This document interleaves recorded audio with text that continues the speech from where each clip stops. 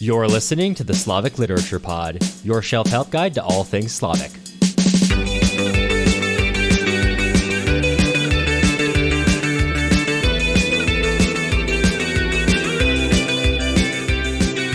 I'm Cameron Lalana. And I'm Matt Gerasimovich. And today we are covering Part 1, Chapter 27 of Vasily Grossman's Life and Fate.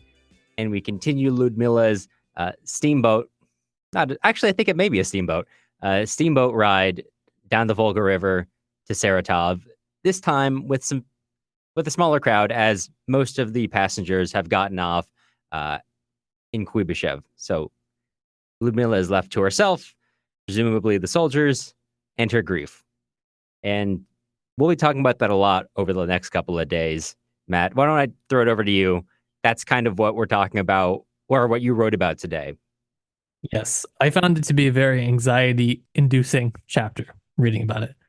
I think that we're all looking towards, not looking forward to, but just rather looking towards this reuniting of mother and son, of Ludmila and Tolya, and this is what everything is building towards. And so every chapter that Grossman doesn't reintroduce this to you, or doesn't, allow us to see how this kind of works itself out, it feels very frustrating.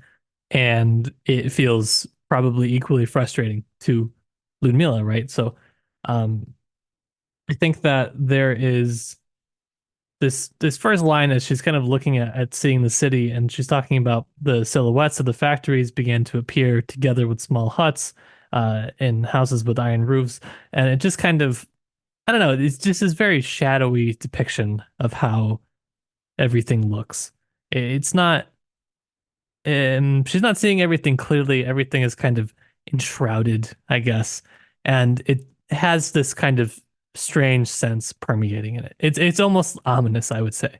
And this is, of course, just, again, the way it is filtered through her perspective, her point of view, which is, I would assume, very anxious.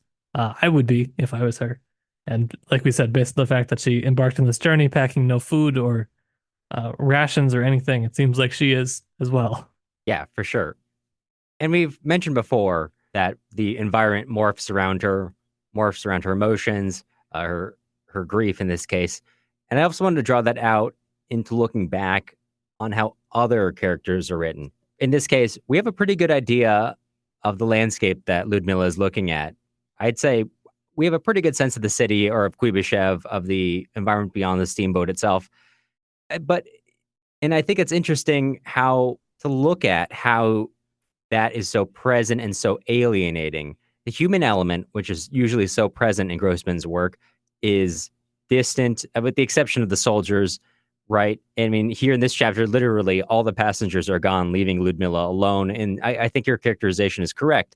It's very anxiety-inducing.